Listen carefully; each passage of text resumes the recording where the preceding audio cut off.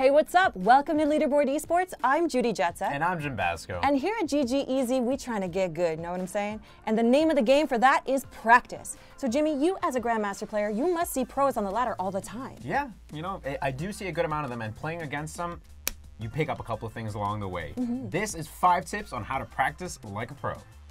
Tip number 1, sensitivity. So really, what is sensitivity, right? So it's the amount of distance that your mouse travels and how it equates to the distance traveled on the screen. I know that sounds like a lot, but really it's just how much you move your mouse and how much your cursor on the screen actually moves. And so, you know, there's low sensitivity, which incorporates broad sweeping movements, and then there's higher sensitivities, which, you know, you kind of just use your wrist, but people with more confined spaces, people who are more comfortable with this will be using it. And you know, that's like the big things. When I talk about sensitivity, I mean finding your sensitivity.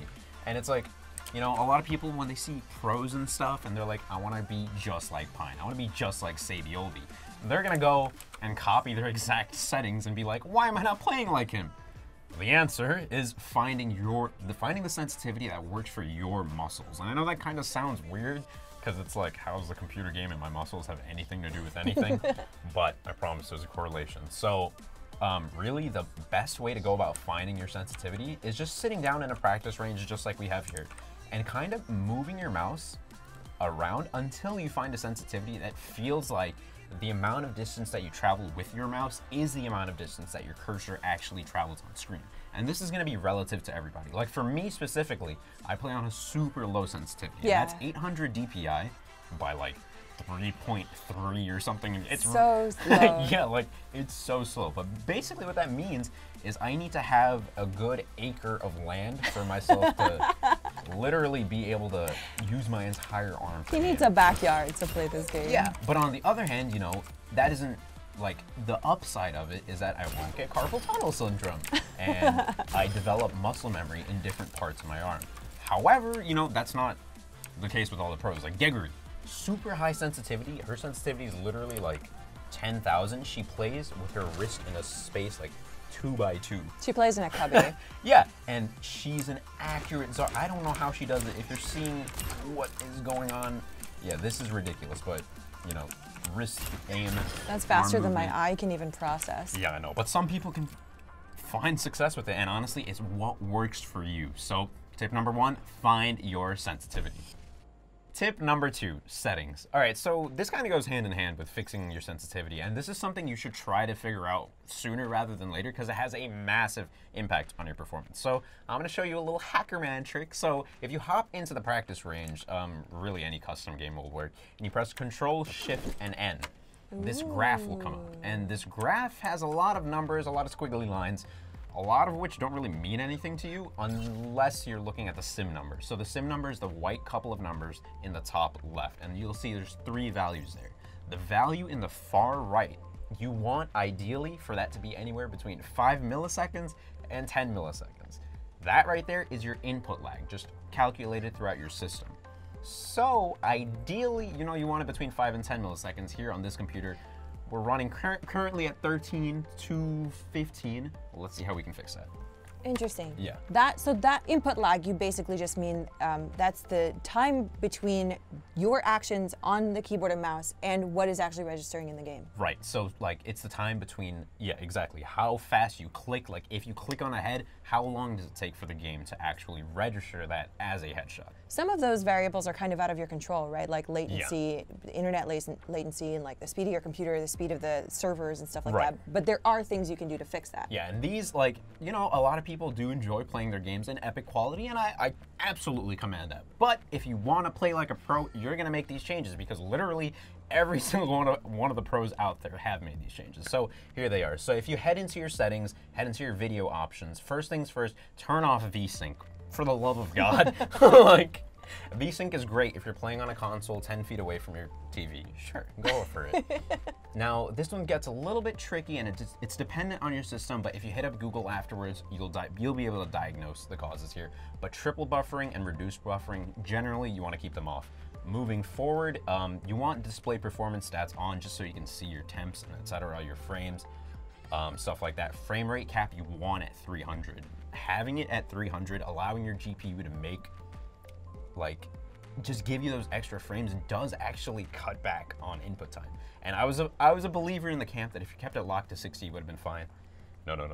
You can actually monitor the changes. But moving forward, once again, graphics quality, once on low, render scale on 75%. Your game's gonna look kind of like garbage, but you'll get used to it. I swear to God, it has a massive impact on the amount of input lag. And I can kind of show you this one very easily. So 100%, we're running at like... It was 28 like a second ago. Yeah, and it's like, you want it to be consistently at a low number, and that's the key thing. Like, you can run a lot of these settings, and you'll get occasionally to a better input lag, but it's never consistent. And to create consistency within your system, just turn everything off, turn everything to low, 75% render scale. You guys can see the rest of your settings up there on the screen. Local reflections off, ambient occlusion off. And really what this will ensure is that, you know, when you're clicking those heads, when you're hitting those pulse bombs, they won't just disappear. You won't be like, I swear to God, I could have pressed that. I pressed that button. I swear.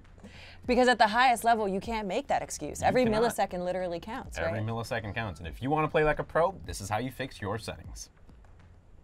Tip number 3, diversify. So I know it's super tempting, like I don't want to say one trick, but I'm pretty much a one trick widow at this point.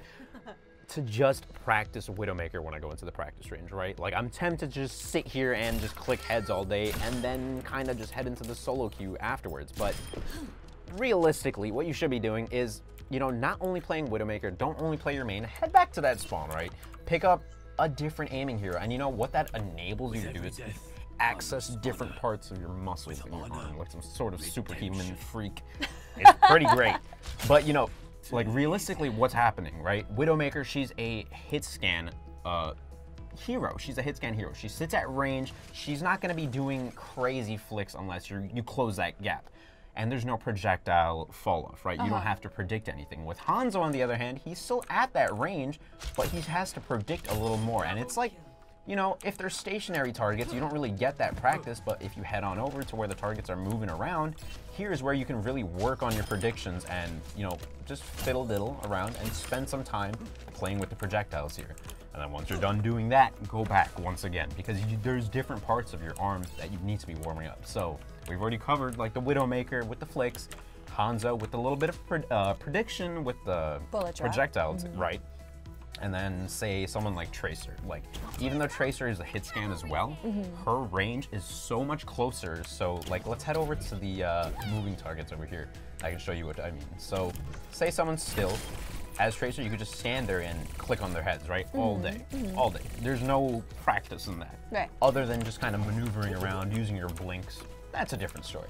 But, you know, for aim practice, you want to get up and close to these guys like you would be in a real game and try and track them as they're moving around. And that's where the real practice comes in. Trying to keep your cursor on them as they're trying to maneuver around. And just by doing this and combining it with practicing those other heroes, you'll make sure that you're ready for anything that comes your way in solo queue. Tip 4, game plan. So it's always important to have a game plan when you're heading into practices, right? You always hear the mantra, like, it's always better to practice, have a short, concise, focused practice than having a long, you know, bash your head against the wall session. You never want that. But, you know, what does it mean to have a focused practice session, right? I mean, when you sit down to practice, think about what you've been having trouble with. Like, say if I'm playing McCree, right? And I notice that at my mid-range, where McCree is the most effective, I'm having trouble hitting shots from behind cover.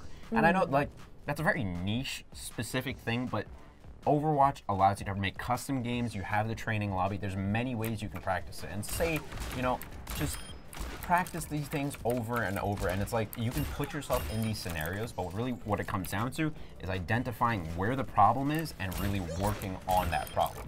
And I think once, you know, you find out what you need to iron out, you really sit down, have a focused and concise practice session centered around that subject, you'll have much, much better effects than kind of just trying to go all out and do like a, you know, all cards revealing sort of all-encompassing practice. Right. You can't just do the most all the time. You're just going to get mentally tired.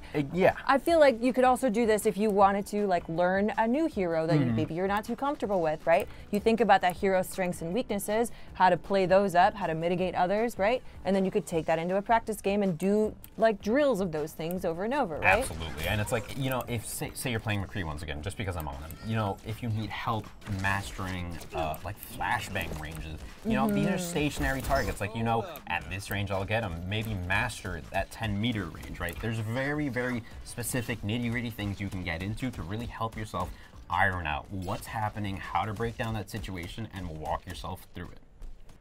Tip number 5, routine. So it's super important, I think more important than anything else, just to put some hours into the game, right? And putting some hours into the game in the sake of getting good, in the sake of trying to become a pro, means putting hours into the practice range. And repetition, routine, like developing a set of drills that you do and, you know, a set of things that you run through before you head into your games is super effective at just creating a better player out of you, dude. Right, because no athlete goes into any game cold. Right. Stretching has always been a huge part of any professionals. Yeah, stretching is super important, and you know, it activates the muscles, it gets them ready for what's coming up next. And the best way you can do that, honestly, is by routine, because you will build muscle memory. And you know, in those moments of panic, in those clutch moments, you're gonna be playing at the base level of practice that you have available, right? Like once all rational thinking goes out the window and you're like Goku Ultra Instincting out here, like that's all you have left, right? Yeah. And so if you bring up that base level, you're just gonna be that much of a player. And so, you know, in situations where you're seeing two people here, instead of panicking and being like, what do I do? You be like, okay, over here, if I move my hand 13 degrees to the left, I will end directly on his head, kablam, and then you can back up and bang and boom, and you'll be pine in no time. Right, you won't even have to think about it because you will have practiced it so much that it's just ingrained into your muscles. Ingrained into the membrane. And you know, at that point, once that base level has risen, then you can start doing crazy things like incorporating rappel shots into your work, into your everyday life, and you know, things only get exciting from there. So step number 5, tip number 5, get that routine going.